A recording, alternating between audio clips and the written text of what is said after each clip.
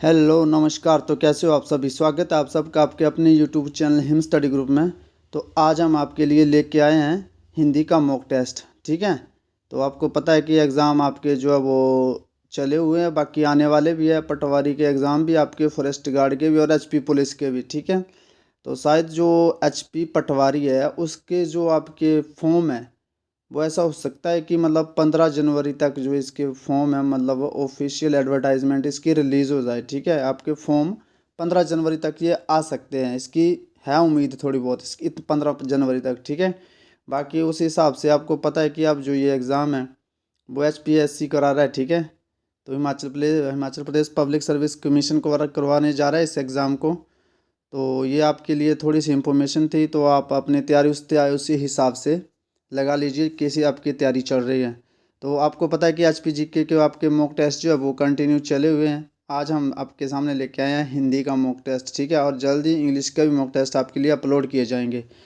तो ज़्यादा टाइम नहीं लेते हुए शुरुआत करते हैं आज के फर्स्ट क्वेश्चन की। आज का फर्स्ट क्वेश्चन है कि स्त्रीत्व शब्द, जो स्त्रीत्व शब्द है इसमें कौन सी संज्ञा है? ठीक है, व्यक्तिवाचक संज्ञा है, भाववाचक संज्ञा है, द्रव्यवाचक संज्ञा या जातिवाचक संज्ञा है? तो स्त्रीत्व इसमें क्या आ रहा है? आपका भाव आ रहा है। ठीक है, तो इसमें कौन सी संज्ञा है? ये भाववाचक संज्ञा है। व्यक्तिवाचक संज्ञा में किसी का नाम आता है, जैसे राम श्याम आ गया। ठीक है, और किसी का नाम आता है। जातिवाचक में किसी जाति को रिप्रेजेंट करता है ये। ठीक है, तो चलते हैं नेक्स्ट क्वेश्चन की ओर। नेक्स्ट क्वेश्चन आपका कि श्याम सोता है। श्याम सोता है ये कौन सी क्रिया है? इसमें क्रिया कौन सी है? सकर्मक है, ठीक है, ट्रांजिटिव इंट्रांजिटिव जो इंग्लिश में बोलते हैं आप वो है। सकर्मक है, अकर्मक है, या दोनों है, या इनमें से कोई नहीं? तो राम सोता है, तो सोना नहाना, इसमें ये सारी जो क्रिया है सोना नहाना, ठीक है, ये सारी क्रिया जो आपकी ये अकर्मक क्रिया है, इसमें कोई कर्म नहीं होता है। ठीक है, तो ये जो आपकी अकर्मक क्रिया है, और सकर्मक क्रिया वह होती है जिसमें आपको कर्म की आवश्यकता पड़ती है। ठीक है, चलते हैं नेक्स्ट क्वेश्चन की ओर। नेक्स्ट क्वेश्चन आपका महात्मा में कौन सा समास है? महात्मा में पहले संधि देखनी है अपना। महात्मा कैसे बनता है? महाजमा आत्मा। अब आपको एक बात बताता हूँ मैं, आपको जिस भी समास को अगर ना आए, आपको कोई समास आपको पहचान में ना आए, उसको डायरेक्ट संधि में तोड़ लो। ठीक है, उसको डायरेक्ट संधि में तोड़ लो। तो जब संधि में तोड़ के देखना, अगर पहला पद क्या है, अगर प्रधान है तो अव्ययीभाव समास। ठीक है, जिसका प्रथम पद प्रधान होता है वो अव्ययीभाव समास होता है, या प्रत्यय लगे हो। ठीक है, या पहले प्रत्यय लगे, सॉरी उपसर्ग लगे हो, तो वो अव्ययीभाव समास हो जाएगा।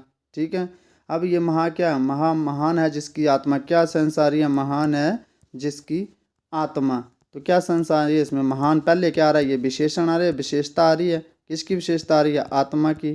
ठीक है, महान है जिसकी आत्मा, उसको क्या बोलते हैं हम? महात्मा बोलते हैं।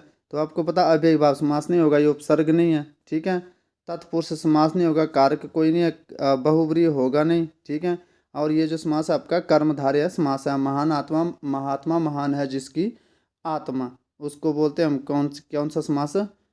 कर्मधारय समास। तो चलते हैं नेक्स्ट क्वेश्चन की ओर। नेक्स्ट क्वेश्चन आपका गिरीश का संधि विच्छेद कीजिए। गिरीश का संधि विच्छेद करना अपने। अयादि संधि है, गुण संधि है, दीर्घ संधि है, या वृद्धि संधि है? तो गिरीश कैसे लिखते हैं? गिरिजम ईश। ठीक है, जब दो स्वर आपस में मिलकर अपना रूप जो बड़ा कर लेते हैं, तो वो कौन सी संधि होती है आपकी? दीर्घ स्वर संधि। ठीक है, दीर्घ स्वर संधि। ठीक है, तो गिरीश, गिरीश ये इसमें छोटी ई है। ठीक है, ये छोटी ई है। तो जब दो स्वर मिलकर अपना रूप जो वो बड़ा कर लेते हैं, उसमें दीर्घ स्वर संधि होती है। तो गिरीश में कौन सी संधि है? दीर्घ संधि है। चलते हैं नेक्स्ट क्वेश्चन की ओर। नेक्स्ट क्वेश्चन आपका कि निम्न में से अल्प प्राण कौन सा है? अल्प प्राण, आपने अल्प प्राण बताना है। तो आपको थोड़ा सा हिंट बता देता हूँ मैं, जैसे क, ख, ग, घ, अंग। जैसे मैंने ये लिखा है ना, तो अल्प प्राण कौन से होते हैं जिनके उच्चारण में कम समय लगता है? क कम समय लग रहा है, ख ज़्यादा लग रहा है, ग कम लग रहा है, घ ज़्यादा लग रहा है, अंग कम। तो अल्प प्राण पूछा गया, तो अल्प प्राण कौन कौन से होते हैं? ये फर्स्ट आपका अल्प प्राण होगा, कम आपका टाइम लग रहा है इसको बोलने में, ये आपका अल्प प्राण होगा थर्ड वाला। ठीक है, और ये फिफ्थ लास्ट वाला ये आपका अल्प प्राण होगा जिनमें कम समय लगता है। और ये दोनों क्या आपके महाप्राण है। तो ये जो आपके ये महाप्राण है। ठीक है, अब इसमें से आपने बताना है कि अल्प प्राण कौन सा है। आपको बता दिया मैंने अल्प प्राण कौन होते हैं और महाप्राण जो है वो कौन होते हैं। तो अब इसको देखिए, त थ सेकंड अक्षर आ गया यहाँ पे, तो ये वाला आ गया सेकंड, मतलब ये महाप्राण है इसमें, ये आपका आंसर नहीं होगा। प फ ये भी आपका सेकंड आ गया, ये भी आपका क्या है, महाप्राण है। अब आ और क ख ग, ठीक है, ये इनमें आपने बताना है कि अल्प प्राण और महाप्राण जो है वो कौन से हैं। तो ये जो आपके अल्प प्राण और महाप्राण नहीं है। अब बचा क ख, ठीक है, क ख ग घ अंग। इसी जो लाइन आपकी ये जो क वर्ग की लाइन है, इसी में आपके ये आंसर हो गए। तो अब यहाँ पे क्या आया है, क, ये क्या है, अल्प प्राण, ठीक है। ख आपका महाप्राण है, ठीक है। ग, ग क्या आपका, ये भी आपका क्या है, अल्प प्राण। तो क्या आंसर हो गया आपका, अल्प प्राण वर्ण कौन से हैं, क और ग, ठीक है। चलते हैं नेक्स्ट क्वेश्चन की ओर।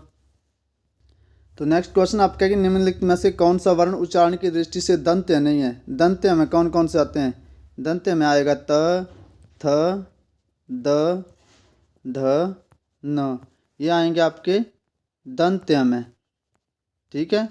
दंत्य में आएंगे, दंत्य ध्वनियाँ और त वर्ग में आएंगे। अब इसमें से पूछा गया आपको कि इसमें से आपने बताना है कि जो जो वर्ण जो है वो दंत्य नहीं है, जो आपको ये दिएगी इनमें दंत्य कौन सा नहीं है। तो न दंत्य, त दंत्य, द दंत्य, ट जो वो दंत्य नहीं है। चलते हैं नेक्स्ट क्वेश्चन की ओर। नेक्स्ट क्वेश्चन है, क्ष वर्ण किसके योग से बना है। तो आपको पता है क कैसे बनता है, क्ष कैसे बनता है, क हलंत, ठीक है, जमा श, ऐसे बनता है, क हलंत जमा श, ऐसे बनता है आपका क्ष वर्ण। तो किसके योग से बना है, इससे बना नहीं है, इससे बना नहीं है, इससे बना नहीं है, और यहाँ पे हलंत आएगा, ठीक है।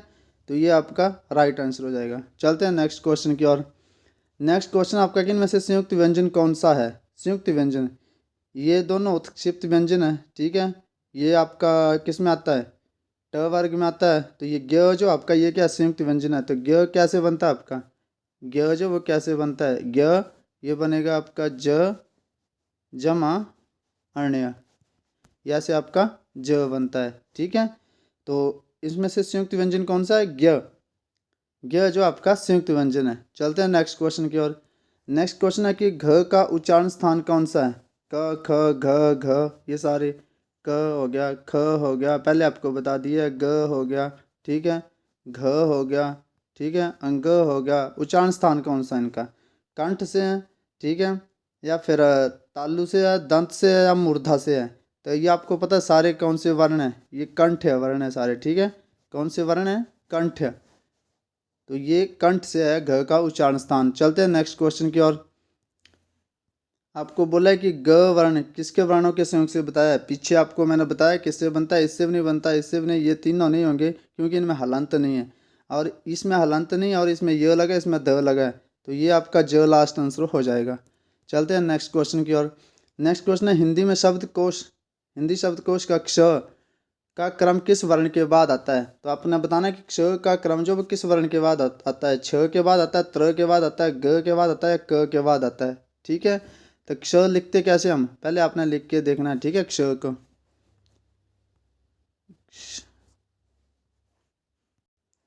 तो पहले आपने क्ष लिख के देखो, इसको तोड़ के जैसे लिखते कैसे हैं, क जमा श। अब पहले क्या आ रहा है, क आ रहा है, तो इसका जो क्रम है वो किस वर्ण के बाद है, क के बाद है, ठीक है। चलते हैं नेक्स्ट क्वेश्चन की ओर। नेक्स्ट क्वेश्चन आपका कि क ख ग ज फ ध्वनियाँ कौन सी हैं। दक्षिणी भाषाओं की ध्वनियाँ हैं, अरबी फारसी की ध्वनियाँ हैं, संस्कृत की है या अंग्रेजी की है। तो ये ध्वनियाँ हैं अरबी फारसी की, ठीक है। चलते हैं नेक्स्ट क्वेश्चन की ओर। नेक्स्ट क्वेश्चन है हिंदी वर्ण वाला में अयोग्य व वर्ण कौन से हैं। ये नहीं है, ये नहीं है, ये नहीं है, ये अंग और आह जो आपके योग्य व वर्ण हैं। चलते हैं नेक्स्ट क्वेश्चन की ओर। ए वर्ण क्या कहलाते हैं, मूर्धन्य कहलाते हैं, ओष्ठ कहलाते हैं, कंठ तलव्य कहलाते हैं, नासिक्य कहलाते हैं। तो आपको पता है ए और ए जो वर्ण है, ये दो जो वर्ण है ये आपके हैं कंठ तालव्य। कौन से, कंठ तालव्य, आपने ध्यान रखना, कंठ तालव्य वर्ण है आपके ए और वह कौन सा वर्ण है, ये वाला, ये आपका दंतोष्ठ्य। कौन सा, ये दंतोष्ठ्य, ये आपका वर्ण जो है ये दंतोष्ठ है। ठीक है, ये ध्यान रखना आपने। चलते हैं नेक्स्ट क्वेश्चन की ओर। नेक्स्ट क्वेश्चन आपका कि निम्न में से नासिक्य व्यंजन कौन सा है?